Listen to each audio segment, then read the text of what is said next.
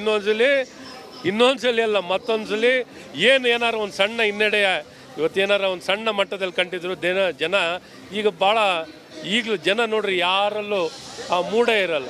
ಹಾಗಾಗಿ ಇವತ್ತು ಜನ ನಿಜಕ್ಕೂ ಯಾರು ಇಂಥ ಈ ಒಂದು ಇಂಡಿಕೇಶನ್ ಈ ಟ್ರೆಂಡನ್ನು ಯಾರೂ ಬಯಸಿರಲಿಲ್ಲ. ಹಾಗಾಗಿ ಇದನ್ನು ಯಾರೂ ಒಪ್ಕೊಳ್ಳೋದಿಲ್ಲ. ಹಾಗಾಗಿ ಬಾರಿನೂ ಮೋದಿನೇ ಫುಲ್ ಕಾನ್ಫಿಡೆನ್ಸ್ ಅಲ್ಲಿ ಇದ್ದಾರೆ ಅಶ್ವಥ್ ನಾರಾಯಣ ಅವರು. ಯಾರು ಅಲ್ಲಾಡಿಸ್ಲಿಕ್ಕೆ ಆಗೋದಿಲ್ಲ ಅನ್ನೋದು ಸ್ವಲ್ಪ ಗೊತ್ತಿಲ್ಲ. ಮಾಡುವಾಗ ಅತಿಯಾದ ಆತ್ಮವಿಶ್ವಾಸದಿಂದ ಎಡವಟ್ಟುಗಳಾಗುತ್ತೆ ಅಂತಾರಲ್ಲ, ಮೋಸ್ಟ್ಲಿ ಬಿಜೆಪಿ ಪಾಳ್ಯದಲ್ಲಿ ಅತಿಯಾದ ಆತ್ಮವಿಶ್ವಾಸ ಎಲ್ಲ ಕೈಕೊಟ್ಟಂಗೆ ಕಾಣಿಸ್ತಾ ಇದೆ. ಓವರ್ ಕಾನ್ಫಿಡೆನ್ಸ್ ಇಲ್ಲ ನನ್ನ ಪ್ರಕಾರ ಬಿಜೆಪಿ ಅತಿಯಾದ ಆತ್ಮವಿಶ್ವಾಸದ ಜೊತೆಗೆ ಸ್ಥಳೀಯ ನಾಯಕರನ್ನ ಕಡೆಗಣನೆ ಮಾಡಿದ್ದು ಕೂಡ ಅವ್ರಿಗೆ ಬಂತು. ಇಡೀ ದೇಶದಲ್ಲಿ ನೋಡಿ ಬಿಜೆಪಿ ಅಂದ್ರೆ ಯಾರು ಬಿಜೆಪಿ ಅಂದ್ರೆ ಓನ್ಲಿ ನರೇಂದ್ರ ಮೋದಿ ಅಂಡ್ ಅಮಿತ್ ಶಾ. ಎಲ್ಲಿದ್ದಾರೆ ಬೇರೆ ಪಾರ್ಟಿ ಲೀಡರ್? ಅದು ಮಾತ್ರ ಅಲ್ಲ ಸರ್, ರಾಜನಾಥ್ ಸಿಂಗ್ ನಂತ ಒಬ್ಬ ಲೀಡರು, ಅವರು ಕ್ಯಾಬಿನೆಟ್ ಅಲ್ಲಿ ಮಿನಿಸ್ಟರ್ ಆಗಿದ್ರು ಕೂಡ, ಅವರು ಒಂದು ಸರಿ ಪಕ್ಷದ ಅಧ್ಯಕ್ಷರಾಗಿದ್ರು ಕೂಡ, ಅವ್ರ ನೇತೃತ್ವದಲ್ಲಿ 2014ರಲ್ಲಿ ಚುನಾವಣೆ ಗೆದ್ದಿದ್ರು ಕೂಡ ಅವರು ಲೆಕ್ಕಕ್ಕಿಲ್ಲ. ಎಲ್ಲಿದ್ದಾರೆ? ನಂಬರ್ ಇಲ್ವಲ್ಲ ಅವ್ರದ್ದು. ಅವರು 1, 2, 3 ಟಾಪ್ 10 ಒಳಗಡೆ ಬರಲ್ಲ. ಇಬ್ಬರು ಲೀಡರ್ಗಳು. ಇದು ಈ ರೀತಿಯಾದಂಥ ಈ ಸ್ಥಳೀಯ ಎಲ್ಲ ನಾಯಕರುಗಳನ್ನು ಕಡೆಗಣನೆ ಮಾಡಿದ್ದು, ಒಂದು ರೀತಿ ವ್ಯಕ್ತಿ ಪೂಜೆಯನ್ನು ಮಾಡುವ ರೀತಿ ಹೊರಟಿದ್ದು. ಅದು ಕೂಡ ಇದು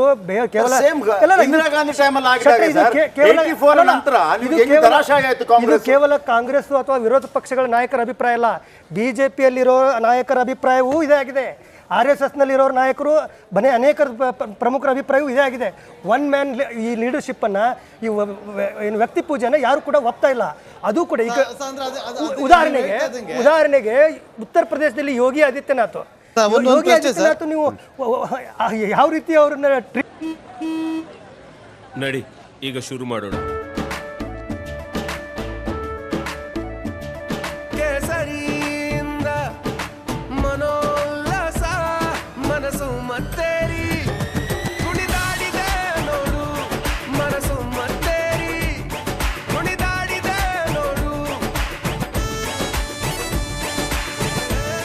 ಕ್ಷಣವೂ ಆಚರಿಸಿ ಕೇಸರಿ ಹಬ್ಬ. ವಿಮಲ್ ಬಾಯಲ್ಲಿ ಹೇಳಿ ಕೇಸರಿ ಟ್ವೀಟ್ ಮಾಡ್ತಾ ಇದ್ದಾರೆ ಅಂತಂದ್ರೆ ಅವ್ರ ಲೆಕ್ಕಕ್ಕೆ ಇಲ್ಲ ಅಂತ. ಬಟ್ ಉತ್ತರ ಪ್ರದೇಶದಲ್ಲಿ ಯೋಗಿ ಮೋದಿ ಅಷ್ಟೇ ಬಹಳ ಇಂಪಾರ್ಟೆಂಟು, ಅಷ್ಟೇ ಜನ ಬೆಂಬಲ ಹೊಂದಿದಂಥವ್ರು, ಹಿಂದುತ್ವದ ವಿಚಾರವನ್ನು ನಂಬುವಂಥವ್ರು ಎಲ್ಲರೂ ಕೂಡ ಮೋದಿಯನ್ನು ಎಷ್ಟು ಇಷ್ಟಪಡ್ತಾರೋ ಅಷ್ಟೇ ಯೋಗಿಯನ್ನು ಕೂಡ ಇಷ್ಟಪಡ್ತಾರೆ. ಯೋಗಿನ ಒಂದು ವಿಷಯ ಇಲ್ಲ, ಕಡೆಗಣನೆಗಿಂತ ಹೆಚ್ಚಾಗಿ ರಿಸಲ್ಟ್ ವಿಚಾರದಲ್ಲಿ ಒಂದು ಕಾರಣ ಫೋಟೋ ಇಟ್ಕೊಂಡು 2 ಚುನಾವಣೆಗಳಲ್ಲಿ ಹೋಗಿದ್ದು 3ನೇ ಚುನಾವಣೆ ಮೋದಿಯವರ ಫೋಟೋ ಇಟ್ಕೊಂಡು.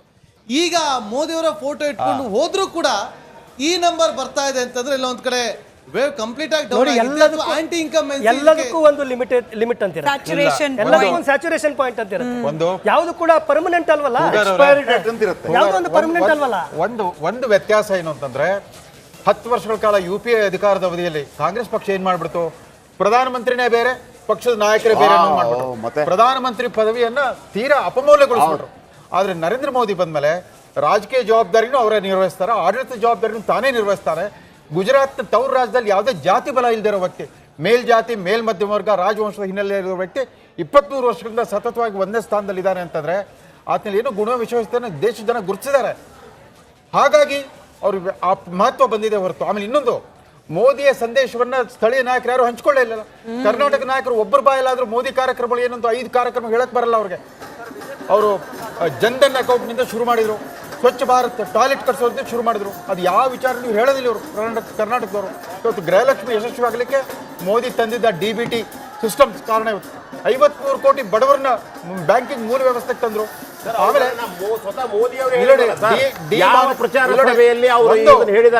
ಡಿಮಾನಿಟೈಸೇಷನ್ ನಂತರ ಈ ಸತಿ ಪ್ರಚಾರ ಸಭೆಯಲ್ಲಿ ಅವರು ಕಡಿಮೆ ಮಾಡಿದಂತವರು ಸ್ವತಃ ನರೇಂದ್ರ ಮೋದಿ ಅವರನ್ನು ತಿಳ್ಕೊಳ್ಳಿ. ಒಂದು ಇವತ್ತು ಈ ಫಲಿತಾಂಶಕ್ಕೆ ಕಾರಣ ಮೋದಿ ಮತ್ತು RSS ನಡುವೆ ಅಂತರ್ಗಾಮಿಯಾಗಿ ನಡೀತಾ ಇದ್ದ ಸಂಘರ್ಷ ಬಯಲಿಗೆ ಬಂದಿದೆ. ಒಂದು ಸಂಘರ್ಷ ನಡೀತಾ ಇದೆ, ಒಂದು ಸಂಘರ್ಷ ಒಳಗಡೆ ನಡೀತಾ ಇರೋ ಸತ್ಯ.